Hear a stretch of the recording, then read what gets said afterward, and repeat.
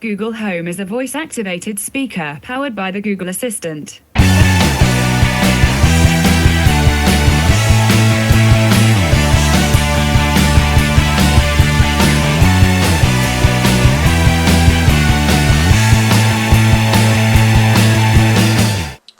So Google Home. This is one of the most exciting things to come out in the UK in quite some time, at least for me.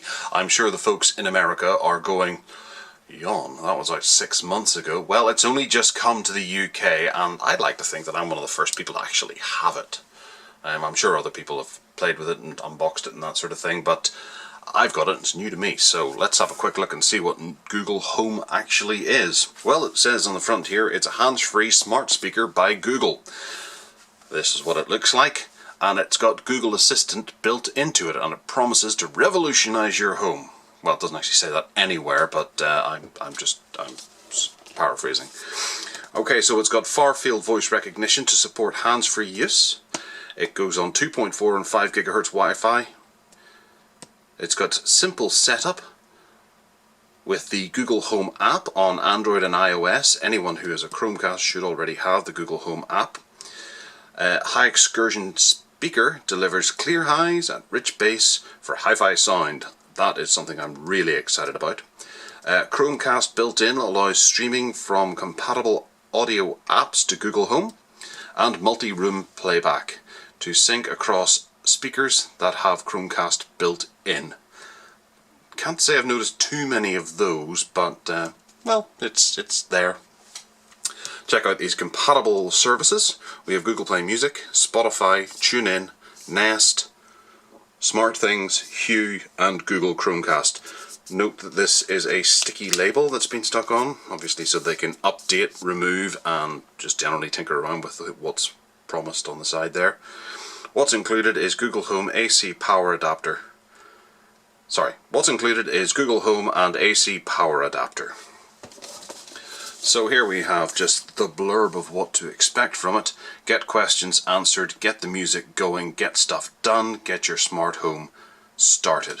And there's a bit of coloured lipstick or something, I don't know. And some examples of what you can say. Just say OK Google and follow up with play music by. Just say this phrase, and in the event that you happen to be listening to this on a computer with the speakers and not headphones, I won't say it because I'm not Burger King. And these are some things that we can say. And then Google Assistant down the bottom there. On the top we have a little round hole, and on the bottom we have a little round hole, and that's pretty much it. So let's get in here.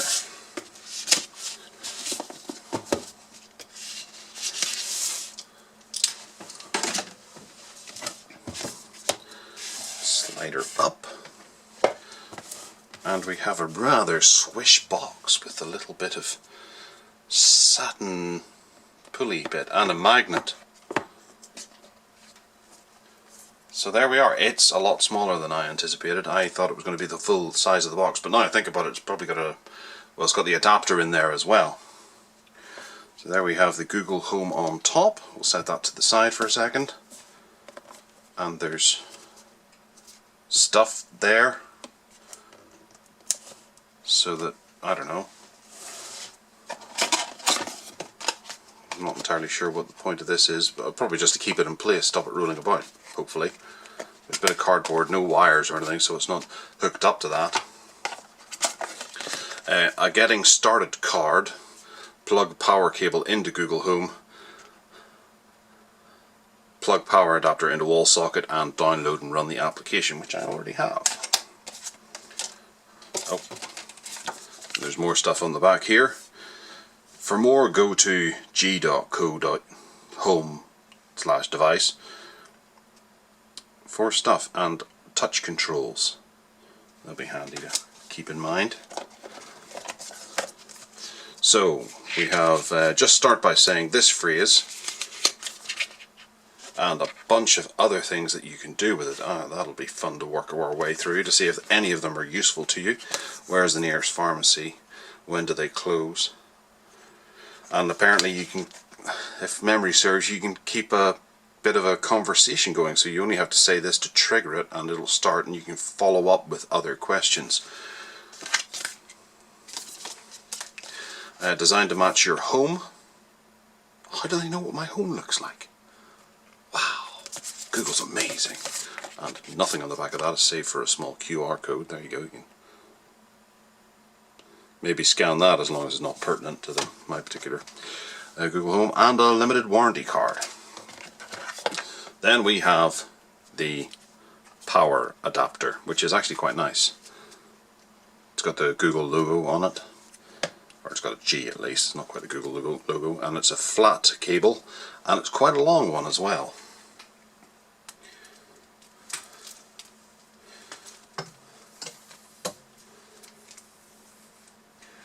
It's over 2 meters long, and this is the little connector for the end of it.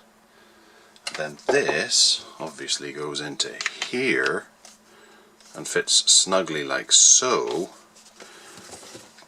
and there is the Google Home. In comparison to my hand, it's very small. If I bring in an Nexus 6P, it's shorter than a Nexus 6P. We have material around here. We've got a black plastic bottom, a rubber ring here to stop it from sliding anywhere. Then obviously this is the touch control area on the top, and then round the back we have Google, the microphone, and a mute button. And hopefully that mutes the microphone as well. Actually no, it just shows a turn off microphone. Very nice. I'm guessing these are microphones as well, or possible. Well, I suppose that's a speaker, isn't it, around the bottom. Can we do anything with this? We can. We can pull it apart. We have the bottom, and then we have our speaker set up in here. We've got 1, 2, and 3. Then there's a micro USB cable there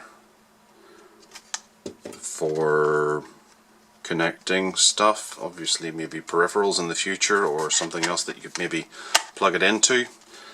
Must just be Google future-proofing it a little bit. So we plug that in there. Okay, so first plug-in. We see some lights on the top there.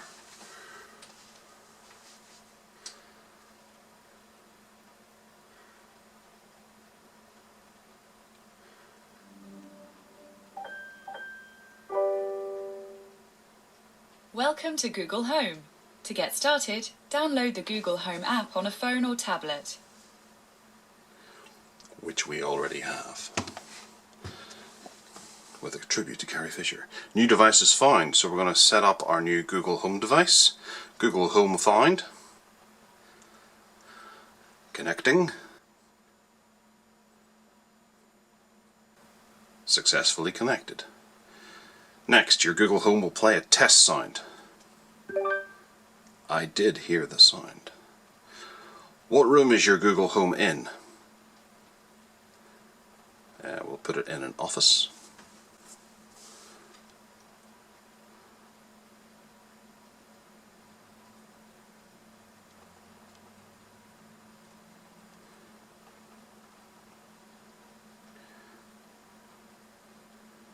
And it should hopefully be able to pass over the Wi-Fi key from my phone to the Google Home itself, which would be great if it did.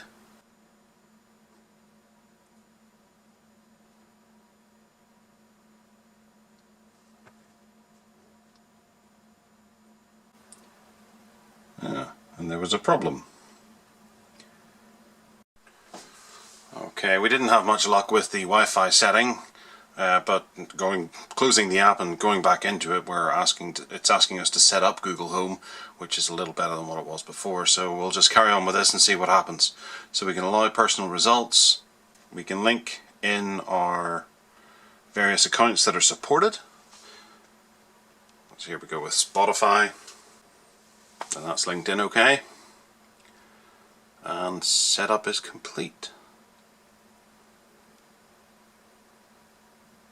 Hi, I'm your Google Assistant.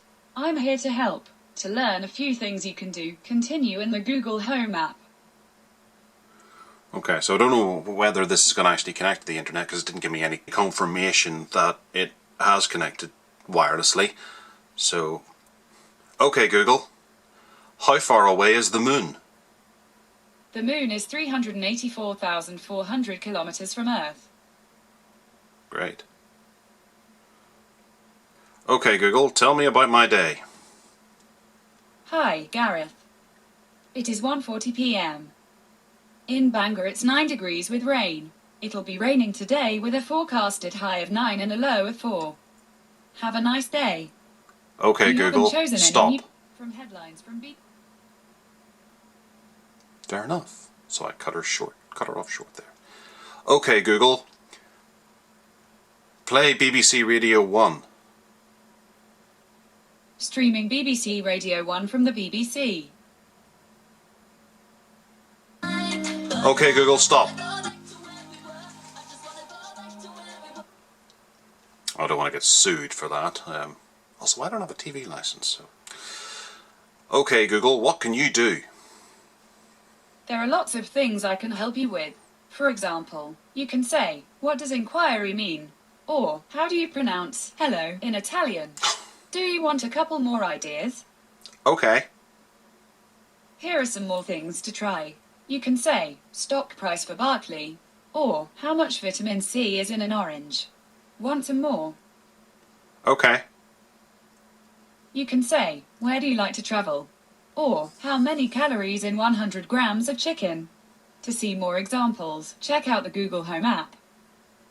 Okay, we'll just finish the tutorial and see what we can do. So you can pick your news sources. We have to be quite selective here. Obviously, news sources has now defaulted to the United States, which isn't terribly handy. We'll go to the United Kingdom. It's offering BBC, Reuters, Daily Telegraph, Technology, just all the big websites. Wonder how compatible it is with the little ones. We've got Sky Sports there, The Sun, don't know why that comes up under news, and Telegraph. So I don't particularly want to add any of those. I'd like to add my own. I suppose under technology we can add TechCrunch, CNET, and that's a CNET podcast it's saying there. Gadgets and Tech, Wired, Washington Street Post, Mashable, Spoken Edition. That might be alright. Their website's a bit of a headache, but that'll do for now. And annoyingly, that appears to be all we can add. You can change the order of them, but that's about it. And also noticing on the add news sources, I'm big into my movies, and I would look at a lot of news about movies on my phone during the day, and it's not offering me any of that kind of content. It's a bit of a pain, so I'd need to work out how to add that manually, and there doesn't seem to be anything here that'll allow us to do that. Then we get a bit of advertising for Google Play, despite the fact it knows I have Spotify. Change the volume, get traffic, which is, I hope this doesn't remind me, I get the train into work and Google always say there's a good parking space close to where you are. I don't drive to work, Google, but there's still a good parking place close to where you are, and I get told that every day. Find answers. Press the button to turn the mic on and off on the back, set alarms, play Netflix, play YouTube videos, have some fun, and Chromecast and TVs. So those are integrated apps. We got Now TV as well thrown in there, all Talk TV, Eurosport Player, Wukai, NBA, very popular sport here in the UK, and Chromecast audio speakers, music. So, yeah. It's picking up pocket casts, which means we can use this little doohickey here with these handsome devils. That doesn't go straight out, so we have to hit cast to our office. We got a twink. And it's coming through. It's the 12th of April 2017, and this is the Tech Addicts Podcast. You can see the volume on the top here.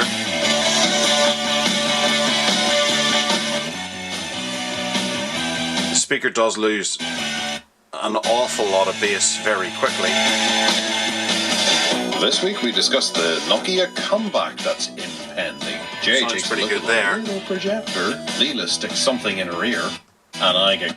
So it sounds pretty good up until you take it too loud. So if you're wanting to listen to it in another room, that's not going to work out too well.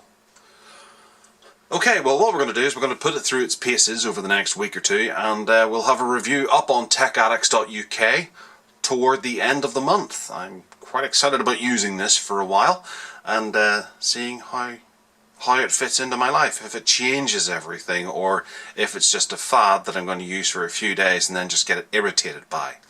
I'd love to think that I'm going to start adding things to this and using it more like a calendar than anything else, and a reminder with a daily output.